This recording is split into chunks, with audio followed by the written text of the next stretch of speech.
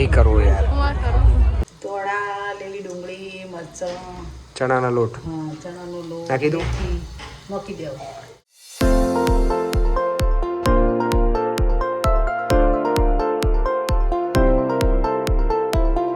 Welcome back to my vlog. And આજે છે મંડે. મસ્ત આરામ કરતો તો, અત્યારે 3 વાગ્યા છે. પર જે ઉપરથી અવાજ આવે છે ને છોકરાઓનો, કાપ્યો ને ઢીલ છોડ ને એ ગયો ને એવી બધી બૂમો પાડે છે.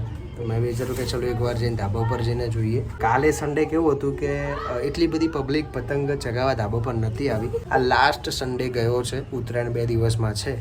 આજે સોમવાર છે એટલે 2 દિવસ પછી ઉત્તરાયણ છે. પર એટલો બધો અત્યારે કહેવાય ને કે ઉત્સાહ મને આ સન્ડે ગયો ત્યારે લાગ્યો નથી. તો તમને બતાવું કે અત્યારે મંડે છે, પણ જે છોકરાઓ છે થોડું ઘણું પતંગ ચગાવે છે. આજે અમદાવાદમાં કાઇટ ફેસ્ટિવલ બી છે, તો ત્યાં બી જવાનું છે. તો મેં વિચાર્યું કે ચલો વ્લોગ આજે શૂટ કરી લઈએ. મેં બી હજુ સુધી પતંગ કે દોરી કંઈ એવું કંઈ પરચેસ કર્યું નથી. જોઈએ આજે ટાઈમ મળી જશે તો કરી લઈશું, કેમ કે કાઇટ ફેસ્ટિવલમાં જવું છે તો ત્યાં જઈને રિટર્નમાં નહીં હોય તો કંઈક પરચેસ કરી લઈશું. ફિરકી બિરકી લાવી દઈશું, કેમ કે હવે તો રેડી જ આવે છે. એટલે કે દોરી પવરાવાનું કંઈ મેં તો બહુ ટાઈમથી નથી કર્યું, પણ જોઈએ. દૂર સુધી એક પતંગ દેખાય છે, ખાલી એક સિંગલ. અને એના આગળ ક્યાંક આગળ થોડા નથી એટલા બધા કોઈ પતંગ ચકતા અત્યારે. પણ અમુક છોકરાઓ અહીંયા ઉપર હતા તો બૂમા બૂમ કરતા હતા. પણ ખબર નહીં યાર, સવારે ઠંડી લાગે, અત્યારે ગરમી લાગે. એટલે કદાચ લોકો અહીંયા ધાબા પર લોકો છે તો ખરા, પણ આમ રાહ જોઈને બેઠા હોય ને કે આમ ખબર નહીં કોની રાહ જોતા હોય. પતંગ તો નથી ચગાવતા, ખાલી ઊભા જ છે. પબ્લિક છે જો તમને દૂરથી ક્યાંક અહીંયા દેખાતી હોય જો છે, પણ પતંગ નથી કોઈ ચગાવતું. ખબર નહીં, ચલો આપણે જઈએ કાઇટ ફેસ્ટિવલમાં. થોડી વાર માટે ઉપર ચડ્યો અને જો એટલી ગરમી ખબર નહીં કેમ લાગે છે. ઠંડી સવારે પડે છે કે આમ સમજમાં નથી આવતું. થોડી વાર માટે ખબર નહીં ઉત્તરાયણના દિવસે શું થશે. તો ચાલો નીચે જઈએ. ભાઈ સખત નહીં લાગે. એમાં મેં બ્લેક શર્ટ પહેરી તો મને વધારે લાગે છે. 2 hours later. એન્ડ અત્યારે હું છું અમદાવાદનું આશ્રમ નહીં, કાઇટ ફેસ્ટિવલમાં. ચલો અંદર જઈને જોઈએ કે કેવું છે. આજે મંડે છે, વિચાર કે પબ્લિક ઓછી હશે તો ત્યાં જઈને વિઝિટ કરીએ. આ ફોટો છે, આશ્રમ નથી. અંદર જઈને જોઈએ કાઇટ ફેસ્ટિવલ. અહીંયાથી એન્ટ્રી છે. પર જો બહારથી જ બધા પતંગ દેખાય. પબ્લિક આજે મંડે છે તો બી બહુ છે ને. અહીંયા આપણે પાડવાના છે ફોટો. ચલો આગળ બીજા સારા બધા છે બરાબર પાડવા હોય તો. હજુ આ તો શરૂઆત. આના ફોટા પાડવા, ચલો પાડી દઈએ. બહુ બધી ફ્રેમ છે યાર. પછી પાડજે ને. જો અમદાવાદની પેલી પોલની જે થીમ રહી ને પાછળ દેખાય લાસ્ટમાં, ત્યાં જઈને પાડી આપું. એ બધું ન કરાય. ચલ અહીંયા ફોટા કરીએ. જો અહીંયા સોમનાથનું ટેમ્પલનું થીમ લગાવી અહીંયા પતંગ પર. અહીંયા ફિરકીઓનું લગાવ્યું છે. ગયા વર્ષે બી અમે લોકો આવ્યા હતા, પણ આ વખતે બી પબ્લિક તો એટલી ને એટલી છે. સન્ડે નથી, મંડે છે તો બી ફોટા. પણ અહીંયાની બધી આઈ આગળ છે ને ભાઈ. ચાલ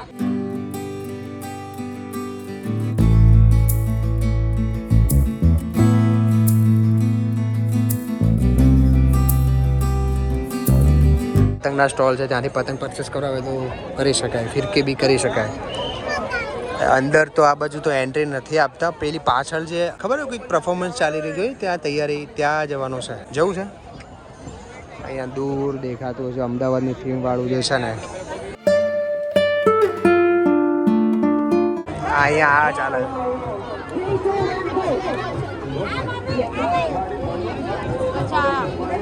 હા એટલે જે ટ્રાય કરે એમ.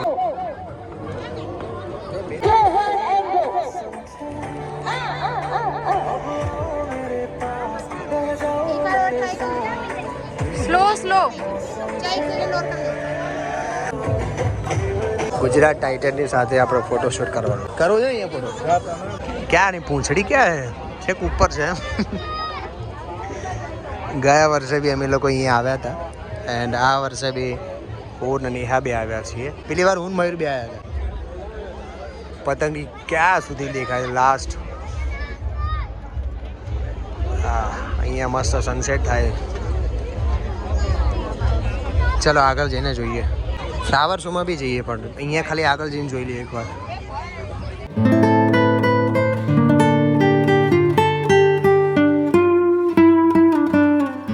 એવી રીતે ઉપર લઈ જાય છે.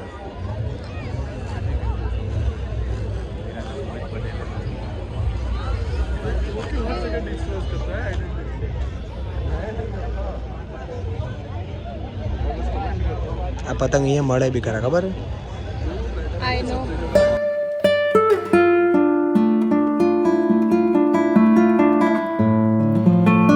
તારે કરવું ના કરવા મળે. તું નાની નહીં.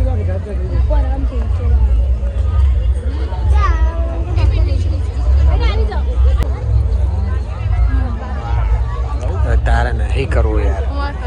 ના આપણે ફ્લાવર શોમાં જતા રહીએ. ચલો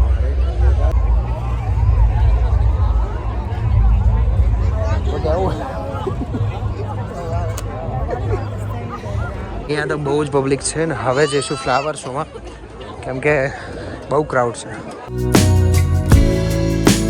અહીંયા જે પતંગ જે ઉપર ચગે છે બહાર, અહીંયા તમને પરચેસ કરવા મળી જશે, મતલબ તમે લઈ શકો. બનાવી ને બધા બહાર જે ચગે છે ને એ અહીંયા વર્કશોપ છે. અંદર જઈને ચલ જોઈએ, એકવાર વિઝિટ કરીએ. આપ જાઓગે તો હમ ભી જાएंगे.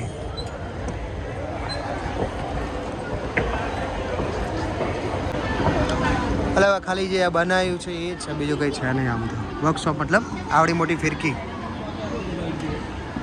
ઓ બાપા રે, આ તો પેલી કપડાં સુકાવાની દોરી નહીં આવતી એ લાગે. આનાથી પતંગ ચગાવતા હશે.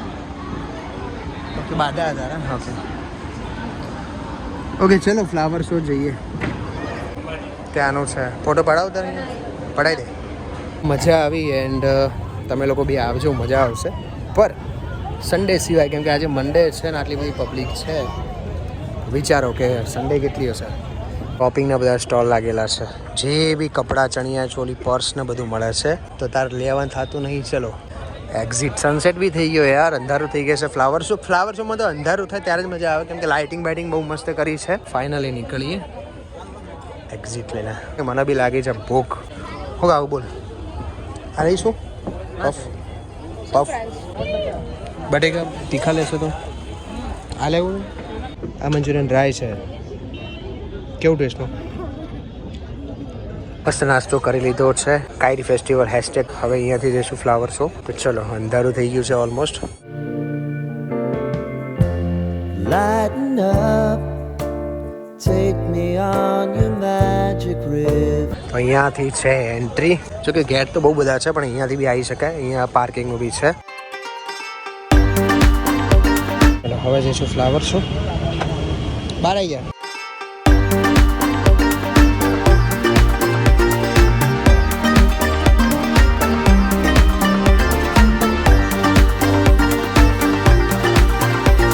તો હવે જઈએ છીએ ઘરે, કેમ કે અહીંયા ફ્લાવર શોમાં તો બહુ જ ક્રાઉડ છે. ટિકિટની બી બહુ લાઈન છે. તો હવે નથી જતા, ફરી કોઈ વાર. તો હવે નીકળીશું ઘરે જવા માટે, કેમ કે અહીંયા પબ્લિક તમે લોકો જોઈ શકો કેટલી બધી છે. તો હવે આવીશું નેક્સ્ટ ટાઈમ. ત્યારે હવે પોસિબલ નથી ને વાગી ગયા છે 6:30. પછી બહુ લેટ થઈ જાય. A few moments later. નેહાને અહીંયા ડ્રોપ કરી છે મેટ્રો. હવે હું જઈશ ઘરે. વાગી ગયા છે 7:30 નહીં, સોરી 6:37 થઈ છે. તો પહોંચી જઈએ ઘરે. ચલો 1 hour later. ફાઇનલી ગાઈસ ઘરે પહોંચી ગયો છું એન્ડ બહુ મજા આવી, પણ બહુ જ બધી પબ્લિક હતી એટલે વધારે શૂટ નથી કર્યું. અને અત્યારે વાગી ગયા છે 7:30. તો દીવાબત્તી કરી મમ્મી? તો ચલો દીવાબત્તી કરી લઈએ. અને આજે દૂધની કઢી બનાવવાની છે, તો તમારી જોડે રેસીપી શેર કરું છું. બહુ બધાની કોમેન્ટ આવતી હતી પહેલાં કે કેવી રીતે બને, શું બને. તો તમારી જોડે એની રેસીપી શેર કરું છું વિડીયોમાં. તો તમે જોઈ લેજો કેવી રીતે શું છે. દીવાબત્તી કરી લઈએ પહેલાં. તો અહીંયા કઢી બનવાનું સ્ટાર્ટ થઈ ગયું છે. આ શું કર્યું? વઘાર મેલ્યો લસણનો. અંદર દૂધ ને બધું જે મિક્સ કર્યું એ નાખી દેવાનું અંદર. આ છાશની કઢી બને એ રીતે જ બને ને? એવી રીતે જ બને, પણ છાશની જગ્યાએ દૂધ હોય. બીજું કંઈ નવું કંઈ છે નહીં. ક્યારે આની અંદર થોડું પેલું થઈ જાય ને બ્રાઉન લસણ, ત્યારે નાખવાનું ને, કકડી જાય પછી.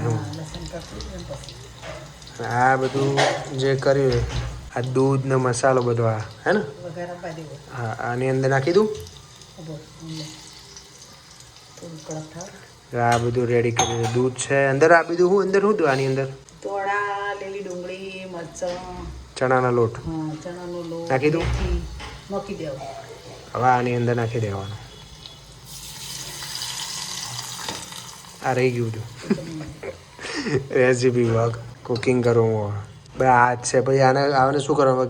દૂધ બીજું નાખવાનું. આ નાખી દીધું પછી અંદર બીજું દૂધ એડ કરવાનું. તમારે જેટલી ક્વોન્ટિટી બનાવી હોય એટલી બનાવવાની. અને પછી 1-2 કેટલા આના ક્યાં સુધી રાખવાનું ગેસ પર? 3 ઉભરા લાવવાના.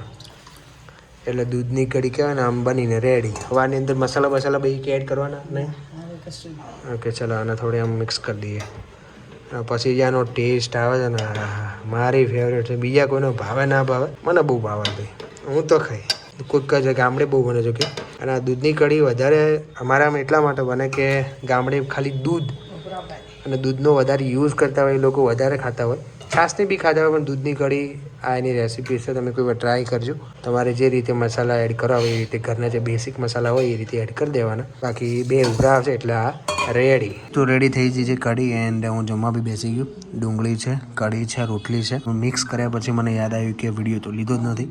આના સિવાય ઠંડીમાં કંઈ ખાવાની મજા નથી આવતી મને. આ જ છે મારા પીઝા એન્ડ બધું અત્યારે બહુ ભાવે મને. તો તમે ટ્રાય કરજો રેસીપી કોઈ વાર. બહુ મસ્ત બનશે. ટેસ્ટી જેને લાગે એને લાગે. ચલો જમી લઈએ. ફાઇનલી ગઈ જમી લીધું છે એન્ડ ઠંડી સ્ટાર્ટ થઈ ગઈ છે. ઉત્તરાયણ પહેલાં તો જેકેટ પહેરવું પડે છે. અને આજ માટે આટલું છે. આજનો વ્લોગ ગમ્યો હોય તો લાઇક શેર એન્ડ સબસ્ક્રાઇબ કરી દેજો. મળીએ છીએ કાલે નેક્સ્ટ વ્લોગમાં. ત્યાં સુધી ટેક કેર. Bye bye.